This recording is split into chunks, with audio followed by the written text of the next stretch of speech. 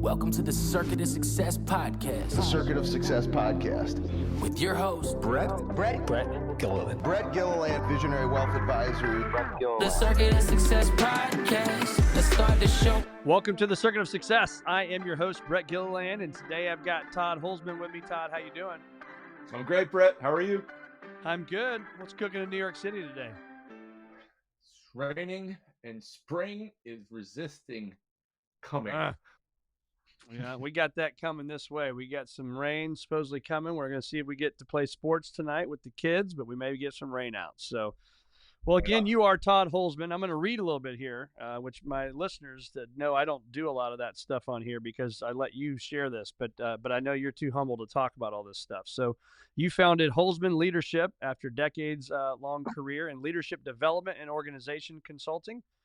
Leadership coach to IBM's senior executives, head of organizational development at Honeywell, managing director of Cambridge Leadership Group, and a fellow with McKinsey and Company's Change Center. I mean, that's those are some pretty great places you've been. And so we could dive into more of that. You've got more degrees, and I don't even know what to do with. So you are a very smart man and very well traveled in helping the leaders in this world. So I appreciate all the work you're doing. But if you could, Todd, give us a little lay of the land, man, of what's made you the man you are today to get to do all the stuff that you're doing.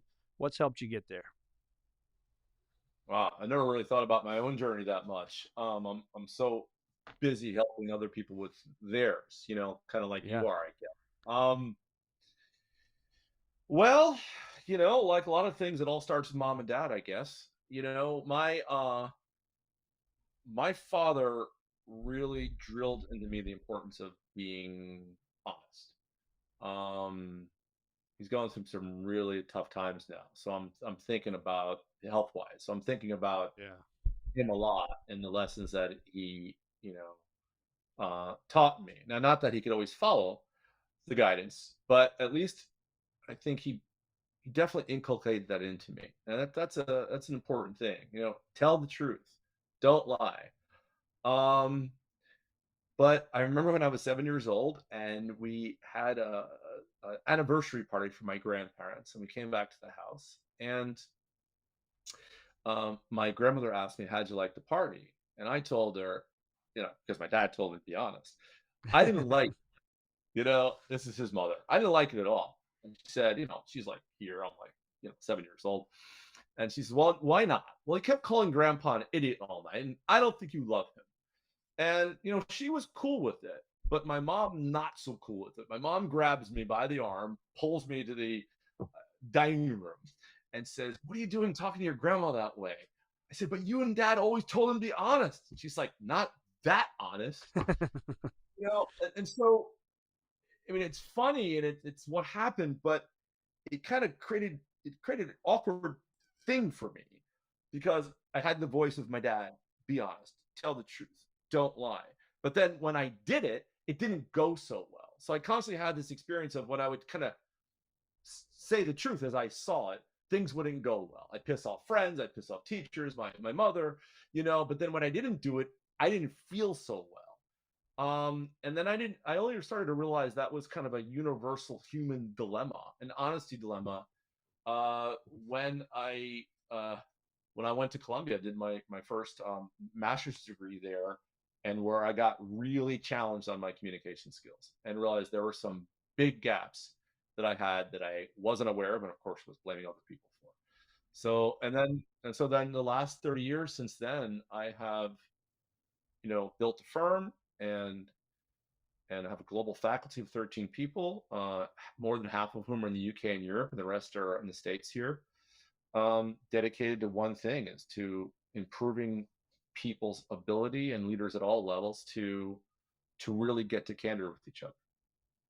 Man, that's awesome. So I want to dive into that pretty quickly here because it'll probably be the base of our conversation. And the people listening to this, I talk about transparency and vulnerability a lot. Okay. So I think my style has been the more transparent, the more vulnerable I can be, whether that's with clients, with coworkers, my family, right? Whoever that can be. I feel it makes for better relationships, right? Because if I can share where I'm at, I share a lot about my anxiety story, and I have found the more that I've shared that, the more people share their stories with anxiety, and they had no idea that I dealt with it. I didn't know they dealt with it. And so it's brought people together, right, in a deeper, more meaningful relationship. I know you call it candor. So before we dive into that, exactly all the stuff you're doing with that, how do you define those: candor, transparency, vulnerability? Yeah, no, I think there's a big overlap between those things. But first, I just want to react to what you said. Yeah, of course, makes your relationships better because you're bringing your real self to it.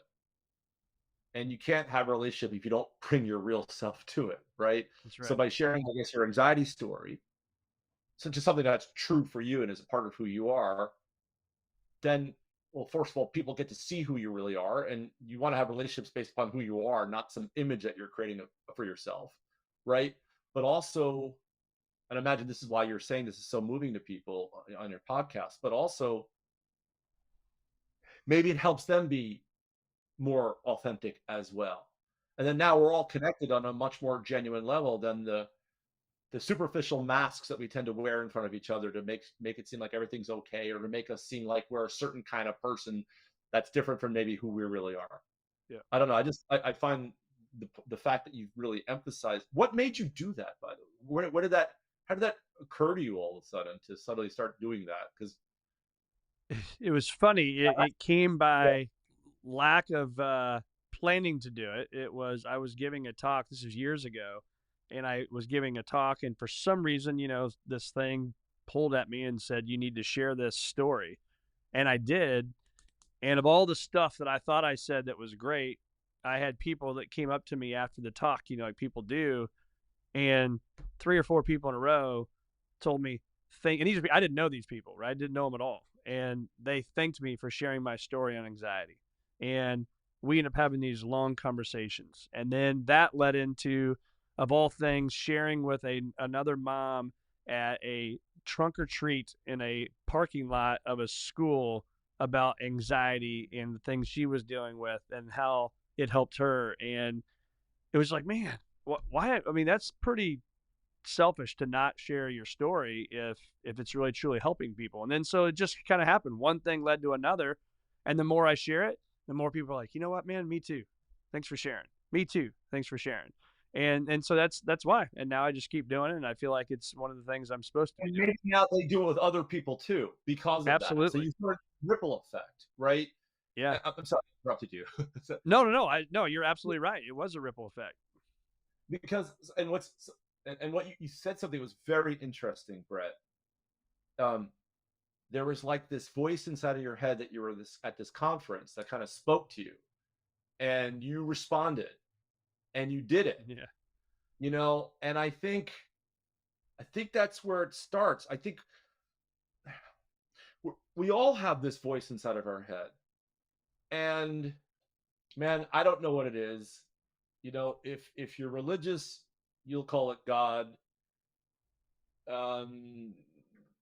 If you're not, you'll say it's the universe speaking through you.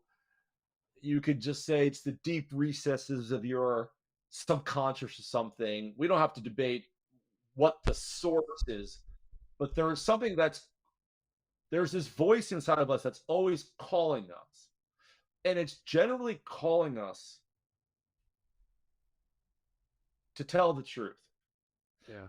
And to reveal and to talk about difficult things. And I guess I've always felt the internal pressure of that voice. And so I just saw Jordan Peterson the other day. At Radio doing City. okay? Yeah, he's doing all right, man. And and he gave this amazing lecture. And I was there with a kind of Fortune 100 CEO, which was really great to do that together, and an old buddy of mine. And it was quite a complicated lecture for an hour and a half. But at the end of the whole thing, they do a little Q&A, and somebody asked him, if you were to summarize, what's the most important takeaway you think for us from this entire lecture? And by the way, the lecture was he he who wrestles with God, I think is what it was called. And he said, tell the truth. And the thing with Jordan, I mean, I truly am an admirer and a follower of his. And in his book, 12 Rules for Life, he talks about tell the truth, or at least don't lie. I'm really glad, there's a but at the end of this sentence, okay? I'm really glad that he's encouraging people, right? And he's explaining it in ways that are, I think, better than I could have ever explained it. You know, he's saying the reason you want to tell, there's so many reasons, but one of them is because then you'll have the adventure of your lifetime, right? Because you don't know what's going to happen. If you're speaking, not because you're trying to manipulate the outcomes or to shape the results of it, but you're simply speaking the truth as you see it. You don't know what's going to happen. But you will have the adventure of your lifetime. And it's important for us to act with the faith, like the best thing that could possibly happen, even if it doesn't seem like it in the short term, will come from an expression and exploration of the truth in your interactions with other people, both at work and at home. So I agree with him 100%. And I've taken risks in my life that have scared the heck out of me, and I thought they were going to be devastating, and they weren't. They were bumpy. I've also taken the risks, and they've gone badly. And what I'm trying to do in the world is to turn it into a competence. So it's not just about courage, because I don't want everybody to have to be so heroic to express the truth of what they think inside of their business to their clients or with the people that they love. You know, if we turn it into a competence, like a real skill that you can learn like anything else, then you won't be so afraid. And the likelihood of you getting sidelined or people being really upset with you, you damage your relationships, goes down dramatically. And this way, we get more truth in the world and more people being their real selves. So I really appreciate that it started with this strange voice inside of your head that you decided to respond to. Yeah. And you didn't have to. No. You could have chosen another route. Yeah, for sure. And sometimes you're like, oh crap, here it goes, and then you just let it rip, man, and have faith that it's going to work out. You know, like I didn't think I was going to be going down this path, but I am. You know, so faith. But yeah, and so explain that Candor now. Like again, you got a book coming out later in the year, called Candor. Right now, it's the name is Candor. But talk about that. What's that mean to you? So let me say what it's not. Okay. First of all, let me say something just before that. The reason I care about it is because I think the research demonstrates, and my own work and the work of my global faculty demonstrates, that being good at this thing is absolutely critical to your thriving, both in it and outside of work, and that almost no one is naturally good at it. Okay? So imagine not being naturally good at something, almost no one being naturally good at something that's vital to their thriving in and outside of work. That's why I focus on it. And in terms of what it is, it's sometimes a little better to talk about, first of all, what it's not. It isn't just expressing the truth of what you think. Okay? It's equally about exploring the truth of what other people think, because none of us are omniscient, right? So you got a piece of the puzzle, I got a piece of the puzzle, your listeners got a piece of the puzzle. But if we could talk to each other, we're all dedicated to figure out what's true and reconciling our differences, then we can have a better understanding of the world and the reality and the problems and opportunities that we're trying to confront and deal with. Okay. So it's also not, so I guess that's the most important thing. It's always, I was going to say, yeah, it's also not just saying anything you think and feel, right? This is not about some, I don't know, some self-congratulatory vanity play. I just want to be me and kind of say what I think and feel. If it's just about emoting, forget it. I'm not interested in helping anybody do that. And I remember. Well, can I interrupt real quick? It's kind of like to bring some humor into that part. It's like, I think it's Step Brothers, whatever the movie is, but the guy's like, I said with all due respect, and he's like, just because you said with all due respect doesn't mean you can say whatever the hell you want. In Talladega Nights. That's it. The Legend of I've seen like, I don't know, at least 5 times. Yeah. And he goes, it's written in the Geneva Convention. It's like, no, I love that. Winners get to do what they want. And Right. and then, and then also it's not just about saying, yeah, so exactly to that point, I don't care how you caveat it, the intent has to be right. You have to be trying to, I think, make things better, serve other people, something like that. But it could go sideways on people, man, if we don't define it in the right way, we don't do it with the right intent. One of my clients, prior to working with them, they decided to institute a new kind of corporate leadership behavior. I forget what they called it, but something like straight talk, right? And so it was trying to encourage people to speak up inside of the organization. And what she said was, it's like this global bank, and she was the head of talent and development for the whole bank. She said it gave license to every sociopath to say whatever they thought and felt. So the whole thing went sideways on them. And it also can be weaponized. You see this in our society, right? It's not about making things better. It's about making people wrong and making yourself right. So my definition of candor, there's 2 ways to look at it, but fundamentally it's about treating every conversation you have with other people about anything important as a collaborative search for the truth in order to make things better and in ways that will serve people. So there has to be a higher order goal that you have in mind. So that means, what you have to say may be more important and better than what I have to say. Because what I'm committed to is not being right. My committed to is trying to figure out what's true and then trying to make things better on the basis of that. That's not easy for people. It's hard on people. It's hard on me. What are you finding? So on that candor, like, what are you finding that these leaders? So, I mentioned some companies and amazing universities you've been a part of, and you've been around some phenomenal leaders. What are you finding that makes them maybe different? For just the normal person like me and everybody else, right? We're listeners. We're just, husbands and wives trying to get better every single day. And we're leaders in organizations, maybe a school teacher, maybe a stay-at-home mom, whatever it may be that somebody's listening to this right now. Like, what are these leaders doing to be better every single day?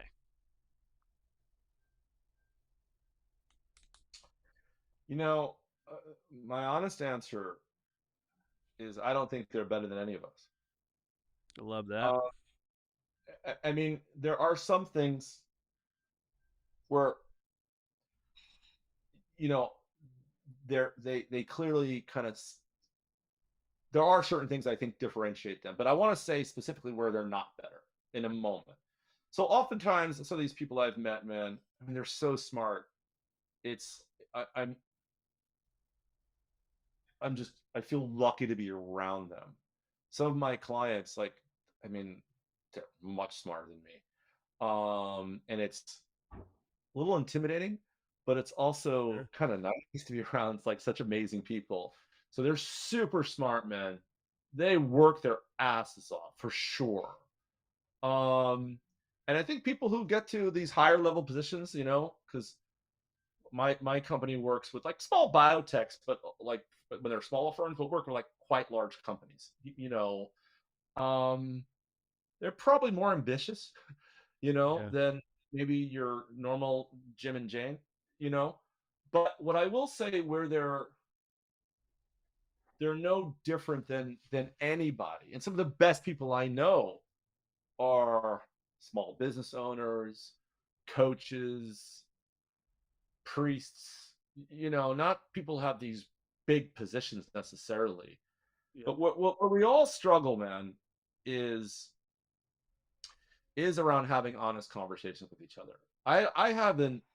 So, and the reason I say this is because, so the way we develop leaders and people, okay, it's kind of a strange way. We're not talking on them that much, right? I mean, there is content that we share with them, but they bring to us a real life problem where their leadership and their ability to communicate with other people around problems and opportunities, it didn't produce the results that they wanted. Okay. And I've worked with like most senior executives in the world, in some cases like semi-prominent world leaders, like Minister of Education from the Philippines years ago, as an example, when I was on the teaching staff at the Kennedy School, to like first to sales reps in pharma, or people who are working with Costco from Red Bull. And when you look at the way they have these conversations, when the conversations don't produce results that they want, everybody makes the same errors, regardless of their level, their education, their IQ, the culture they come from, the country where they grew up, the company where they're serving. It's uncanny. And I've got well over 30,000 documented cases of that. Man. So we all fall into the same traps, man, regardless of who we are. And we tend to be blind to it at the same time. It's like this thing makes no exceptions for anybody, as far as I can see. What is that? What are those traps?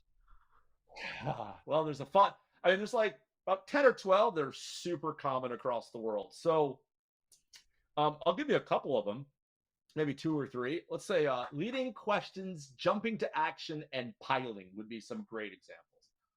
So a leading question is, Brett, let's say your wife was listening to the podcast. I'm assuming you're married. Sorry, I'm not sure if that's the case. But thank you. And let's say she says to you, Brett, that conversation you had with Todd, I mean, do you really think you should have allowed him to talk as much as he did? Now, we all know your wife, when she's saying that, it ain't a question. Right. It's a point of view, barely disguised, right? and not that, Brett, your wife ever asks you leading questions. I'm sure that's never true. And you know, it's kind of transparent, right? It's very common, but it backfires hard inside of, at least inside of companies and in relationships. You know, people generally don't like to be steered and controlled, to see it their way, to see it your way. People generally like, it's like, if you got a point of view, just tell me. Don't play any games with me trying to, like my dad used to say, I remember girlfriend in freshman year, Carla. And I learned this from my dad. I remember we're laying in bed and I say, hey, do you want to open the window? Right? And I must have done this many times. She snapped. She goes, if you want me to open the freaking window, just ask me to open the window. Don't try to pretend like it's my idea. And so I see these case studies that, you know, the way managers give feedback at all levels to people is they try to use these questions. And people tend to get kind of defensive when they're on the receiving end of these questions, because it feels like the person has a hidden agenda. They're trying to control them. Yep. Also, I've been told this guy, Nobel laureate Eric Kandel, has at Columbia University, I'm pointing because that's uptown from where I am. I'm Midtown Manhattan right now. Has a lab where he has a functional magnetic resonance imaging machine, basically a brain scan. And you can see what part of your brain is getting activated by outside stimuli. And when people are asked leading questions, apparently their amygdalas, the fear and paranoia center of our brains, light up like freaking Christmas trees. You know, and what's really interesting to me is the reason most people ask leading questions is they're worried if I tell the person what I actually think, it's going to upset them. So I'll use a device as a leading question, which actually guarantees we'll get upset. So that's a very common trap. Another one is jumping to action, which is when I'm going to make some suggestions or recommendations for you around how you might do something, but you don't actually agree that the way you're doing something right now is a problem. So we skip over creating the agreement of the problem, and I'm already trying to sell you on the solution. And we know with salespeople, that backfires hard, right? If you try to sell your solutions too quickly, but nobody feels that they have a problem and a need for a solution, then your solutions are like throwing seeds on rocks. And so that's what managers do all the time with their people. I'm just talking conversations between managers and their teams. Like, hey, I think you would be better served if you were to build a better relationship with one of your key clients. But what they're thinking is, I think the way you're interacting with the client is actually damaging the relationship, and I'm probably going to lose a $50 million account. They skip over that conversation and make the suggestion on behalf of playing it safe. And then they get upset Why isn't the person changing? Well, they never agreed that there was any need for them to change because you completely avoided having the conversation. And now you're getting upset with them because of something you didn't say. Yeah. So those are two examples. So let's have a discussion with that. Peel the onion layer back on the jumping to action, because I was taking it one way because of the circuits of success, hence the name of this podcast. It's your attitude, your belief system, the actions that you take ultimately get results. Okay. So jumping to action sometimes what I'm hearing from you, it could be something happens, I immediately jump into action, and it may not be the best thing, right? So stuff hits the fan. Is that correct? Is that kind of what you're saying on jumping to action? It's when you're talking to people about solutions to problems that you never even talked to them about and never agreed with them, they never agreed to actually exist that require any action. Got it. Okay.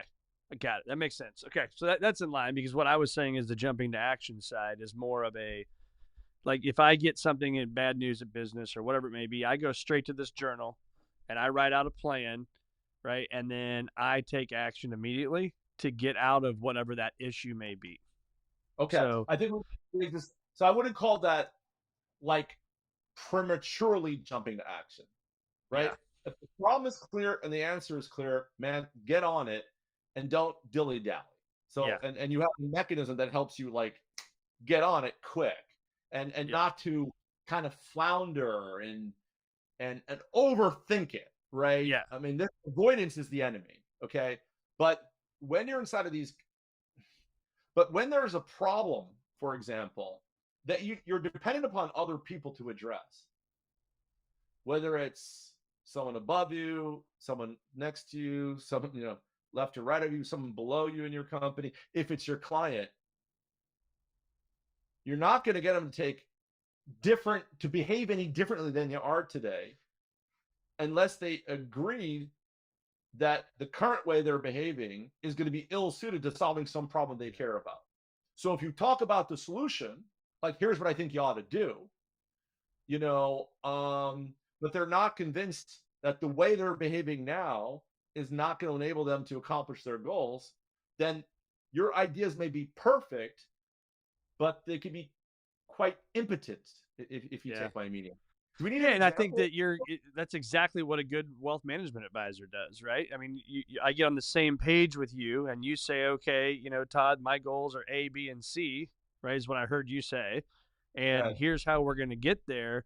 But if you go counter to that, then we're not on the same page, right? To your point earlier, we didn't get agreement, if you will, that this was the action that needed to be taken. I'm distinguishing something. Agreement on the problem before discussion of the action. Problem, yes. So this is the thing. So I don't know how it works in your world. So I would imagine you have a conversation with people about what their financial goals are, right? That's right. Yep. And then you probably have a look at what their assets are, what kind of money they're bringing in, what's the cash burn on a monthly basis, kind of all that, what all their obligations are.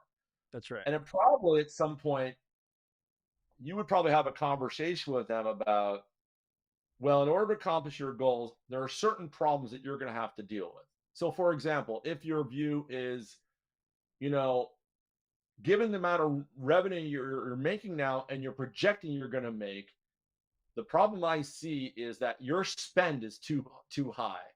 And so you're not going to be able to achieve your goals. Does that ever happen? Yeah, for sure. Okay. So then you have a remedy in your mind, a solution that will address their overspend. But unless they first agree that they're overspending and the overspending will prevent them from achieving their goals, they're not going to be all that interested in your solution. So you probably have to say to them, okay, well, the problem I see right now, I get your aspirations. I think they're totally achievable, but you got one problem right now, is your cost structure is way too high. Yeah. And if you can't get them to agree to that, then what happens? Well, we got to get into the weeds more, right? We got to find out more what's important to them and why is that important, or why is that decision important to you, and really get into the why, down to the why. And I always say for every goal that you have, we need to have 10 reasons why that's a goal, because then if 1, 2, and 3 get hard or you don't want to do it, then you'll just move on and don't do it. But it really gets down to that 8, 9, 10. Exactly. And I'll give you another example that maybe will bring this to life, because it's a little tricky to to illustrate properly. So I just got off a coaching call with two senior executives at, so I won't even mention the kind of company, what industry they're in. And so both of them, strangely, the issue they brought to me is they got high performing people in their teams who have a particular Achilles heel. Okay. And let's say for both of them, they got a problem with their interpersonal skills, right? The way they relate to clients and they relate to colleagues, there's problems there. The big problem right now, so they have been having conversations with these people, one for months, the other one for 2 years. And there's been no movement in their interpersonal skills. And when you look at the conversation, it wasn't because these managers didn't have good ideas about how to make their interpersonal skills better. It's that they never had a conversation that convinced the person there was any problem with their interpersonal skills. So they offered them coaching, go get this training, jumping to solutions, right? But the person who needed to absorb those solutions never agreed that their interpersonal skills were a problem because they never had a proper conversation to help the person realize that about themselves, mostly because they wanted to avoid the conflict and upsetting the person. Makes sense. Makes complete sense. How do you right now personally stay a student of the game? Well, that's a good question. So first of all, I don't think it's funny, I think I'm always a student. That's probably part of my question, right? Is that it's the boring, consistent habit of doing the same stuff, right? Day in and day out to stay a student of the game, in my opinion. It's not sexy. No, it's not. You're right. I think that's probably why I haven't written the book yet. That's why I'm only now starting to write the book after doing this for 30 years, right? Yeah. I'm still trying to figure out how to do this right. Like, because what I realize is, my ability to have these conversations has improved, dramatically from 30 years ago. Yeah. And stuff that would have been hard for me then is like totally routine for me now. But once you commit to, check out what I'm like doing. It's like, oh, I'm going to equip people to have deeply truthful conversations about complex or controversial issues, or issues that could create a lot of conflict in their key relationships, both in and outside of work. Yeah. And once you kind of take that on, you realize there's no bottom to it. There's no bottom to learning what's going to be most helpful to people. There's no bottom to getting better at it myself, because you just keep studying it and you keep working on it. So, there are people like me who would have stopped reading the conversations that people present to us, right? Because you read the conversation, you see the same old stuff all the time, right? But I'm always coming at it like it's the first freaking time I've ever done it. And I'm always questioning, like I really want to help this person. So I'm trying to figure out, okay, what is it about the way they're handling the conversation that needs to change so they get much better results? That's it. Okay. And I'm able to figure that out. But as I'm reading it, I'm always kind of questioning, like, are all the things I normally do, are they still right? Am I learning something new about this, about my own practice? And by the way, if I were them in their shoes, what would I actually have to say if I were talking to the people that they need to talk to? So putting that pressure on myself, because I don't want to be some like disconnected consultant. It's like, if I can't produce it, you shouldn't listen to me. Yeah. It can't be just, I'm coaching you through some lame questions, man. I got to be able to produce it myself. So do my faculty. And then when I'm coaching them around it, I'm giving them feedback on how they're having the conversation. It's a collaborative exchange. So I'm like sharing what I think, but then I'm listening to their response and I'm asking myself, well, am I right? Am I wrong? Is there something that I'm missing? So it's like, even though I'm leading them through this process, our clients, I'm learning from them all along the way about how I can be most helpful to them. And in some ways, all the work that we do when we're helping people. So we do like leadership programs where you have like 20 to like hundreds of people in a room going through some process together for anywhere between a couple of days and 6 months. We do one-on-one executive coaching. We do team coaching, right? We work with sales forces, right? all of that. But every time we're trying to help people, I also see it as research, where we have to question ourselves and our methods and what we think we know. And I just find it endlessly fascinating. So I think it is just being a total geek on the subject, actually. Yeah. Well, it's a cheesy old saying, right? But when you find out what you love to do, you'll never work a day in your life, or right, or whatever it is. And I think what I'm hearing for you, and I know it is for me, is this isn't work, man. This is like playtime, right? I get to go help people with their dreams and their goals. And I got lucky to be in a career that I absolutely love to do. And I think what I'm hearing is that for you. So maybe the person that doesn't want to be a student of the game, they're probably in the wrong game. Yeah, it has to be a passion. It has to be a pursuit. It has to be an avocation, not a job. Yeah. Yeah, I think that's How do right. you? I just had this conversation yesterday with a person where we were introduced to a person that's thinking about joining a firm, and they want a job, and we have 40 individual advisors that have bet on themselves. Right, they're building their own business. They're doing what they need to do to be successful, to provide for their family. That's all I've ever known. I've never had a quote unquote paycheck where somebody says, "Hey, every 2 weeks you're going to get this." I've had what I call an earned check. I've earned it. I've earned every dime I've made from hard work and grit and all that stuff.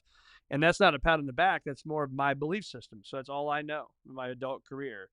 How do we help people that may not have that same feeling as me, bet on themselves, take the risk, get uncomfortable, be comfortable being uncomfortable, and go out and make stuff happen? And so is what's behind the question that there are people that you're trying to help make that leap? Yeah, I think there's just in talks with people, not just even for our firm, just out in social settings, right? That people are like, I wish I would have done this 10 years ago, or I wish I would have done that. And they're kind of stuck in this world that they're in. And this person, same thing. I'm telling them, bet on yourself, man. You may go backwards for a couple of years financially, but long term, he will win big time if he were to do that and bet on himself. But I think as individuals, we get stuck in that, oh my gosh, I need that guarantee. I need that check every 2 weeks. I need that health insurance. And and it may not even be a conversation we have. Maybe there's not a way, but I think there's got to be something, man, to help Let's people. get into it. No, let's get into that. So you might be, in the way you're approaching it, jumping to action with this person. Okay. So because I may get this wrong, Brett, but let me experiment with this out loud. Okay.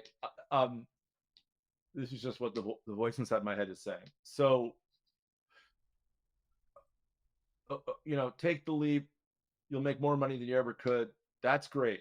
I mean, that, first of all, people do need a vision of what's possible to help them get out of their comfortable habitual patterns.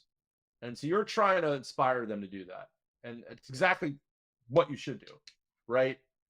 But Can I interrupt real quick? But because I led with this with him, this isn't just about the money as well. This, for me, it's freedom and being time rich, right? very good. You are Very building good. something and working. You're time rich to be with his wife and children and those things, right?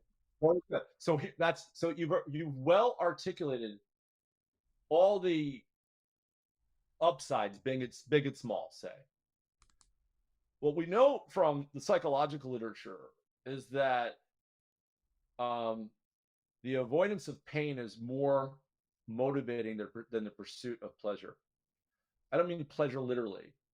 The pursuit of the positive is less motivating for people than the fleeing from the negative. Yeah. So if I'm trying to help a friend of mine make a choice about how they want to live their lives, or a client, I'm not just talking about the upsides. I'm talking to them and getting them to think through the downsides of staying where they're at. That's great. So I have to be willing to go negative too. And again, and I also have to have this mindset of, I'm not doing it to get them to do what I think they should. I'm doing it to get them to make the choice that's theirs. And I want to help them really look at the reality of things for them. So the conversation is, if you do that, here's all the upsides. But let's also talk about if you don't do it. Yep. Let's talk about right now, what are the downsides for you that you're suffering with in your life right now? How is it impacting your sense of well-being? How is it impacting your relationship in your life? How is it impacting your health? Okay, we already got negative consequences.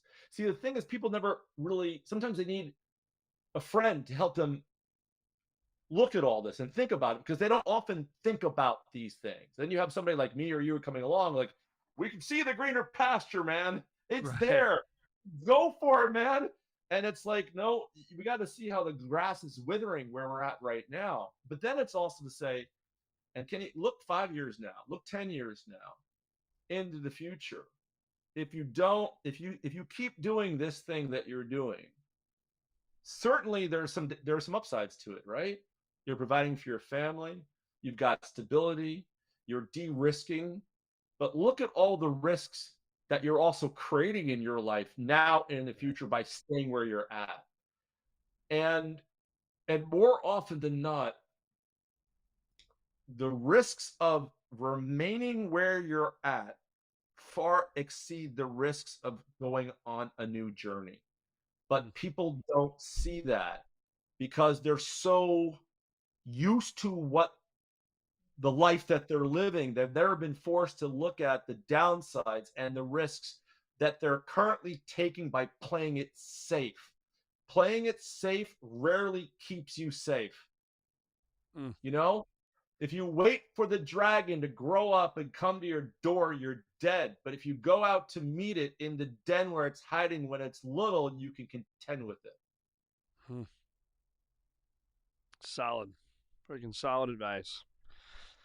That was a good I question. believe in asking great questions, right? The QBQ, question behind the question, ADT, ask, don't tell. I always say that.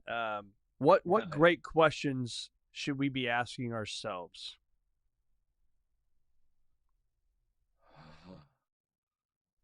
Shoot.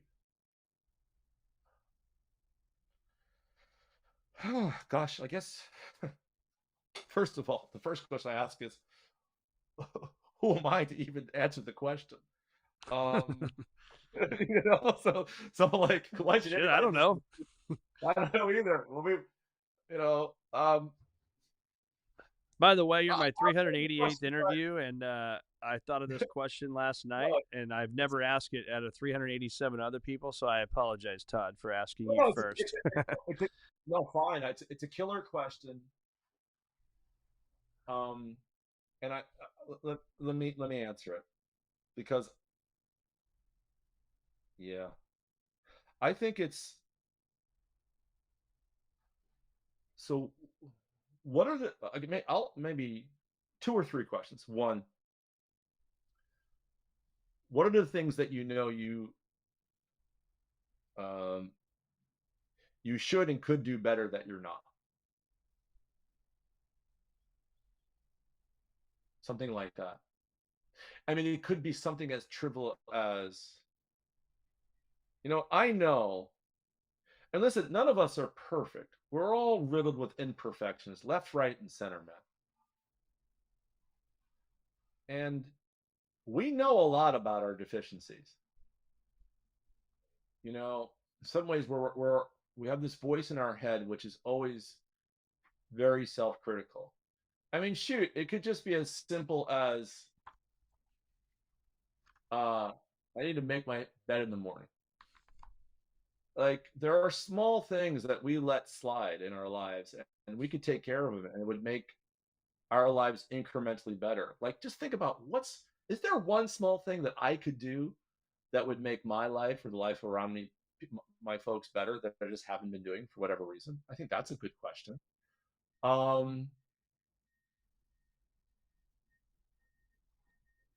Another good question is, like, what am I avoiding? What have I been avoiding? You ask the question, you will get an answer if you think about it. And And if you're not sleeping, if you got anything that's bugging you, we're all very good at kind of swiping it away, you know, swipe Yeah. left or right. You know what I mean? And but that voice, you got to listen to it. I think it's your conscience, Yeah. you know. And so I think probably those that are probably two big things. And I think maybe the other question we could ask ourselves. This is why I do the work that I do. It's like in every conversation you're having with other people. I mean, not your just fun conversations where you're just kind of bitching and moaning. Those are Yeah. fun. Don't screw with those. Don't get too serious about those things. I mean, we got to quote Ricky Bobby. But when we're talking to our clients and when we're talking to other people about serious things, I think it's very important for all of us to ask ourselves, so what is the thing we should be talking about that we're not talking about? That's a great one. Really tuning into that voice inside of your head and then honoring it and channeling it and respecting it. Yeah. Those are great. I'm so glad I asked that question. And what do you know that you could be doing better, but are not? What am I avoiding? And I think for me, I do this strategic think time every week where I sit down and ask myself questions, or I brainstorm, or I dream. And for me, like that's the spot right there, right? If somebody says, well, Brett, I don't even know what to ask myself. I don't even know how to do this strategic think time you talk about. Well, ask yourself those two questions. What do you know that you could be doing better, but are not? What am I avoiding? Right. For me, my exercise in my own journal here that I have is, and you've heard this before, I'm sure a million times. What do I need to start doing? What do I need to stop doing? What do I need to continue doing? Just ask yourself that. You could ask yourself that every Sunday night. What do I need to start doing, stop doing, continue doing? And then when accomplished, what will be improved in my life? And I add to it, and if I don't do that, what are the downsides? Yes. Around to pull on what we were talking about before. I'll tell you what I've started doing. I started doing. There was a book I'm looking around here and I can't find it. Let's see. No, I don't have it. So I started journaling, and I got this exercise from a woman who's like an expert in writing and has written a book on writing.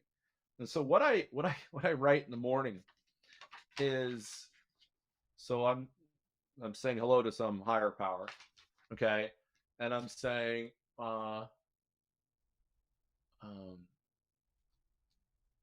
what good can I do in the world today, and what do I need to clear out so I can hear the truth? And then whatever is bugging me or I'm nervous about, whatever, like all these kind of noise and negative emotions, I just start writing it, man. I start writing it. And then it doesn't always work, right? But then it creates like a clearing, like where there's less noise. And then suddenly things come, ideas come, things that are inspiring and exciting for me, that get me excited about the day and the difference I can make and cool things I could do for people that I care about, including my clients. And I don't do it all the time, right? But I was doing it regularly for a long time. But I'll tell you, man, that one thing, I found it's a great way to start off my day. I create clearing so I can be present. Habits and rituals. If I follow Todd Holzman around day in, day out with a camera, and we have to document this, are there things day in and day out that I would see you doing that are a habit and a ritual for you? Yeah, I mean, I wake up in the morning, make my bed, or our bed almost always, not always, but almost always. I have found that stupid little thing creates some structure. And then, you'll see me getting out of the house and getting some light in my eyes really quickly, a la Andrew Huberman, who recommends that. Yeah. I enjoy my caffeine intake. I don't always do a good job of that, but 60 minutes to 90 minutes, because I'm waiting for the adenosine chemical in my brain to load up so that when I hit it with caffeine, it'll hit it and I won't have the ups and downs. And you'll see me probably out of the house here. We have a flat here in a local cafe, writing my journal and drinking my first cup of coffee. And all that will start around 7 or so, and then I'm usually pretty busy, man, from about 8:30 until about 8:39 at night, Monday through Thursday. And I'm taking 3 times a week, I'm taking a break with a personal trainer who kicks my ass. Um, and then but I'm on the phone on the way there. I'm on the phone on the way back, and I'm back at the desk working, closing out the evening. And a couple of nights a week, I'm working with my partner Olga. She refers to me as her third future ex-husband, uh, to help her with her amazing reality show. She has created a reality show that is kind and comedic, and actually real.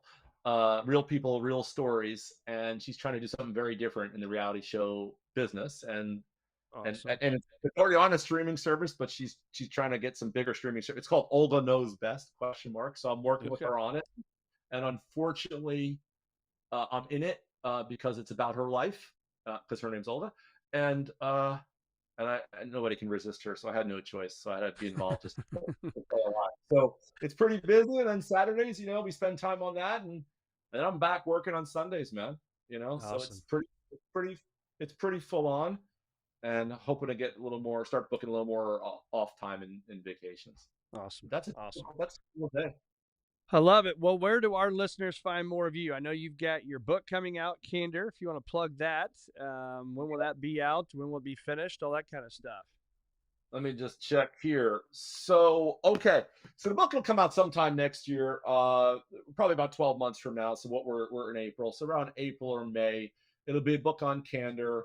It'll be a user's guide. So a lot of these, business books, how they're written, they're marketing puff pieces, basically. So I'd certainly like it to be good for generating business. So I'm not against that, but I want something where somebody can come and get really useful advice from something they've read, and stuff they can actually use and put to practice right away that will make them better at having the conversations that really matter to them at work and at home. So I want it to be very practical and actionable. I'm also developing an artificial intelligence app that I'm going to give away with the book. Because the problem, so I spend a lot of time in these big corporates, right? And we spend $60 billion every single year on leadership development globally. That's a huge number. Very little to show for it. We're largely not seeing people, as a result of these huge investments in training them, actually become better leaders, and we're not seeing any business impact. Also, it's very expensive. So I want to take what I've learned about what it takes to have a good conversation and what you shouldn't do, and teach her to do it. The app. So you can bring any conversation that you want to have. Let me just get rid of this on my phone, with anyone at any time, and you'll come to her and she will help you think through the conversation, but then she will realistically practice it with you, where she'll say, hey, Brett, okay, she'll actually recreate the situation you're going to be in with the people you're going to have it with. She'll simulate them. And then when you fall into some trap, she'll correct you on it in the moment during the realistic role play and give you corrective coaching so you can do it better. So it'll prepare you for important conversations, but also the more and more you use it, the more development you'll get. Because I want to democratize leadership development, and I want to make it available to the masses. And if you can only do it by hiring somebody like me, it's too expensive, right? To make it available to, we train 1,000 people every year. I want hundreds of thousands and millions of people getting help with their most important conversations, ergo the app. And along those lines, I like to offer free content. So if you're, for your audience, if they email me at, can I say this now, Brett? Is it okay? Absolutely. Todd Holzman Candor at gmail.com. So it's TODDHOLZMANCANDOR at gmail.com. And just put your name, Brett, your name in the subject line. I got some resources set aside for them that can hopefully begin helping them move the needle in their important conversations. It's just a way to make some kind of contribution to your audience. I love that. Well, thank you. Todd Holzman, Candor at gmail.com. We'll check out the book next year.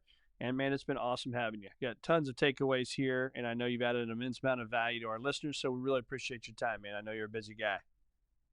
I appreciate the opportunity to do it, man. Any way I can serve, and it was fun talking to you. So thank you. Bye-bye.